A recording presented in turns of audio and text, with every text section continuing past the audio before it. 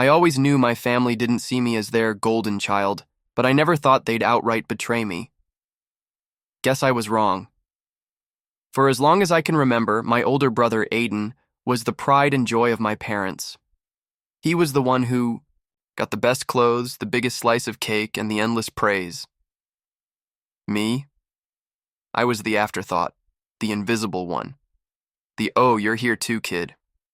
I worked hard, but it never mattered. Aiden could fail a test, and my parents would say, "It's okay, he's just tired." If I got an A-, why not an A+? Still, I never let it get to me. I believed that one day I'd prove my worth, that one day they'd see me. Then I got my big break, an opportunity that could change everything. I was finally going to step out of Aiden's shadow, but before I could even celebrate, they took it from me, all of them. Aiden, my parents, everyone. And that's when I snapped. I learned that love in my family was conditional. If you were successful, charming, and made them proud, they adored you. If you were quiet, hardworking, and just trying to survive, you were ignored. Aiden was everything they wanted. He was confident, loud, and always knew how to get his way. My parents acted like he was some genius, but in reality, he barely scraped by in school. He got into college because my dad pulled strings. He got a high-paying job because of a family friend. And when he wasted his money on flashy cars and parties, my parents just smiled and called him young and adventurous. Meanwhile, I had to fight for everything. I studied late at night while they laughed at the dinner table without me. I worked part-time jobs to afford things Aiden got handed to him. And every time I achieved something, my parents barely acknowledged it. "You should be more like your brother," my mom would say. "Aiden is going places," my dad would add. "Why can't you be confident like him?" I swallowed it all. The disappointment, the frustration, the quiet rage. But then finally something changed. A few months ago, I got accepted into an elite business program, a rare opportunity that would open doors for me. The scholarship covered most of it, but I still needed some money to move to a new city and get started. I had saved up for years, but I was still short. That's when Aiden came to me, smiling like he was doing me the biggest favor in the world. "I'll help you out, little bro. I know you need the money." I should have known better. I should have seen it coming. I gave him my savings, every last dollar, because he promised to hold it for me until I moved. He said he'd help me manage it so I wouldn't stress. I trusted him. I was an idiot, because just weeks before I was supposed to leave, everything fell apart. 2 weeks before I was supposed to leave, I asked Aiden to transfer my money back. I had to pay my first month's rent and finalize my move. I sent him a message, no response. I called him, straight to voicemail. Panic set in. My chest felt tight, but I told myself I was overthinking. Maybe he was busy. Maybe he just forgot. The next day I went to our parents' house hoping to catch him there. And I did. Lounging on the couch, scrolling through his phone like he didn't have a single worry in the world. "Aiden, I need the money back now. My rent is due," I said, trying to keep my voice steady. He barely looked up. "Oh yeah, about that." My stomach dropped. "What do you mean? Where's my money?" He sighed like I was annoying him. "I had some expenses come up. Don't worry, I'll pay you back eventually." I felt my blood turn to ice. "Expenses? Aiden, that was all. My savings, I need it now."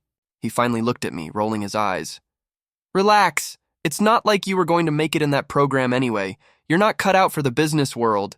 You're too soft." I couldn't breathe. I had spent years proving myself, pushing through every insult, every ignored achievement, every moment I felt like I didn't belong. And now, just when I had finally grabbed my one chance at freedom, he took it away like it was nothing.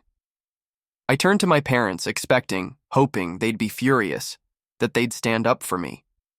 My mom just sighed. "Aiden, you really should have asked first." "Asked?" My voice cracked. "Mom, he stole from me. This isn't a joke." My dad crossed his arms. "Don't be so dramatic. Aiden needed the money. You'll find another way." Another way? There was no other way. I had nothing left. I stared at them, realization hitting me like a truck. They were never going to choose me, no matter how hard I worked, no matter what I did. Aiden could do whatever he wanted, and they would always take his side. My brother smirked. You should thank me, honestly. This whole business thing, it's not for people like you. You're a failure waiting to happen. Something inside me snapped. The years of being overlooked, belittled, used. It all boiled over at once. You're going to regret this, I whispered, my hands shaking. Aiden laughed. Yeah? What are you gonna do, huh? I didn't answer. I just turned around and walked out the door. But in that moment, I made a promise to myself. This wasn't over. I spent the next few days in a fog of rage and despair. I had no money, no way to move. My dream, the one thing that could have finally freed me, was gone. But then something shifted. At my lowest point, I realized something. I was done being the quiet one, the overlooked one, the afterthought. Aiden thought he could take everything from me without consequences. My parents thought they could dismiss me like always. They all underestimated me. That was their first mistake. Aiden was careless. He had always been. He blew through money faster than he made it. He never planned ahead. He always assumed someone, our parents, his friends, even me, would clean up his mess. I started paying attention, listening, asking the right people the right questions. And what I found? It was better than I could have hoped for. Aiden had debts, massive ones, credit card bills, overdue loans, even some shady borrowing from the wrong kind of people. He had been hiding it for months, using my money as a last-ditch effort to stay afloat. But it wasn't enough. He was drowning and nobody, not even our parents, knew. I didn't just want revenge. I wanted him to feel it, to understand what it was like to have everything slip through his fingers. So, I started talking, quietly, carefully, to the people he owed, to the friends who still thought he was rich and successful. I let things slip, in casual conversation. Oh yeah, Aiden's been struggling a bit financially. I heard he lost a lot of money recently. Yeah, he borrowed a lot. Wonder how he's paying it back? Rumors spread fast, especially in the circles Aiden moved in. His rich friends, the ones who invited him to expensive trips and parties, started getting nervous. If Aiden was broke, they didn't want to be associated with him, and the people he owed? They started knocking. It happened at a family dinner, the usual gathering where Aiden was the center of attention, bragging about his big plans. I sat there, calm, waiting. And then, right on cue, his phone buzzed. He ignored it. Then it buzzed again. And again. His face paled as he finally checked. Messages, missed calls. The people he owed weren't playing around anymore. Then came the real hit. One of his friends stood up, shaking his head. Aiden, man, you should have told us. We don't deal with liars. Confused murmurs. My parents looked between us, puzzled. Aiden swallowed. What are you talking about? His friend scoffed.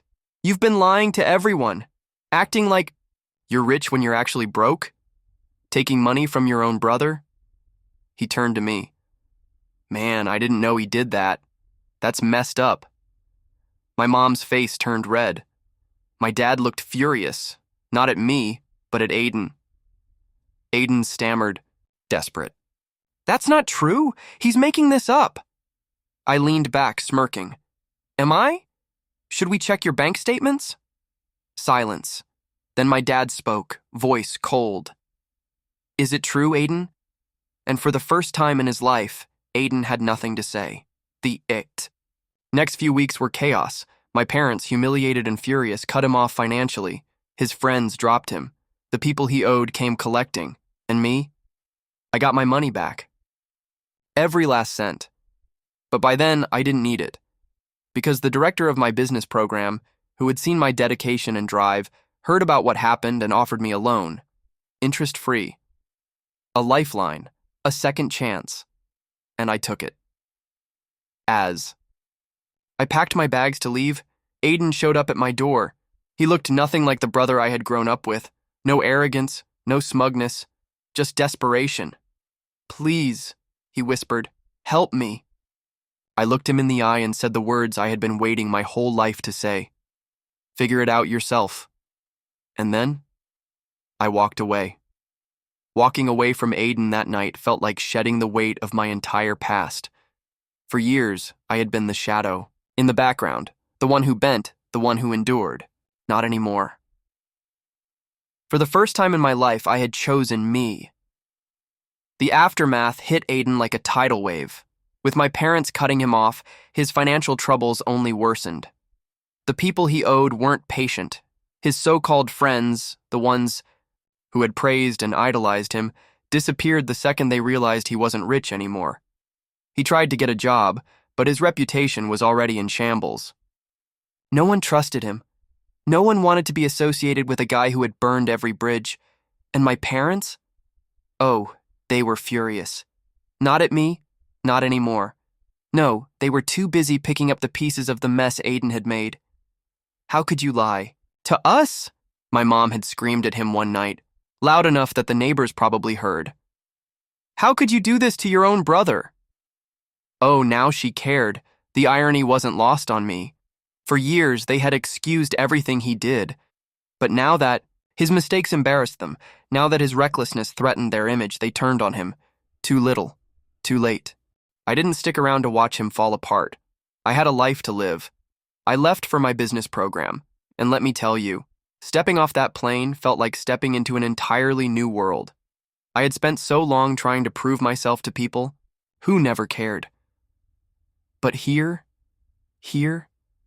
I was surrounded by people who saw my worth, professors who believed in me, classmates who respected me.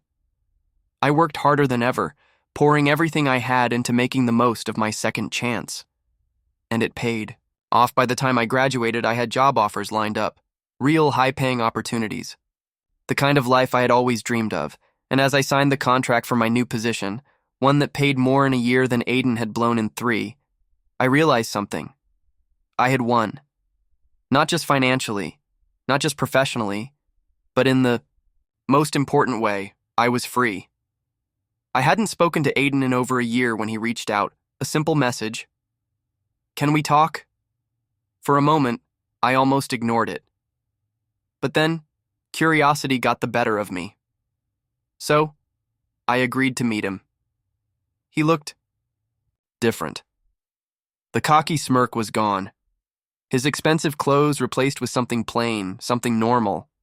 His eyes, once full of arrogance, now held something else entirely. Regret. "You look good," he said awkwardly. I didn't bother with small talk. "What do you want, Aiden?" He sighed, running a hand through his hair. "I messed up. I know that now. I wanted to say I'm sorry." I raised an eyebrow. "For what, exactly?" "For everything," he admitted. "For how I treated you growing up. For taking your money. For thinking I was better than you when really I was just scared." Scared? That caught me off guard. Scared of what? He hesitated. Then quietly, "That you'd be better than me." I stared at him. Of all the things I had expected him to say, that wasn't one of them. "You were always smarter, more disciplined, more hardworking. And I knew, deep down, that if you ever got the chance, you'd surpass me. And I hated that." He swallowed. Hard. "So I did everything I could to keep you down. Because if you stayed beneath me, I didn't have to face how much of a failure I really was." I didn't say anything for a long moment. A part of me wanted to forgive him, to believe he had changed. But then I remembered the years of being ignored, the sacrifices I had made, the pain he had caused. "I appreciate the apology," I finally said. "But it doesn't change what happened." He nodded, looking down. "I know. I just wanted you to know that I see it now. I see you." And maybe that was enough. I walked away from that meeting feeling lighter. Not because I had forgiven him, because I hadn't. Not fully. But because, for the first time in my life, I Didn't need his approval. I didn't need anyone's approval. I had built a life without them, without their validation, without their love. And I was happy. People like Aiden, they think they can get away with everything, that they can take and never face consequences. But life doesn't work that way. Eventually, the truth comes out. And when it does, the people who underestimated you, who used you, who took advantage of your kindness, they end up exactly where they deserve to be. And you end up exactly where you deserve to be. Free.